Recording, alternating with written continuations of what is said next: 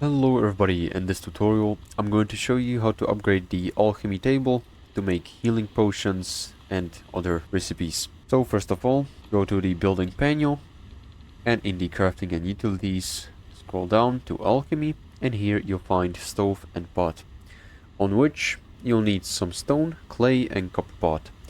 Clay can be found on the line where the sand meets forest or grass.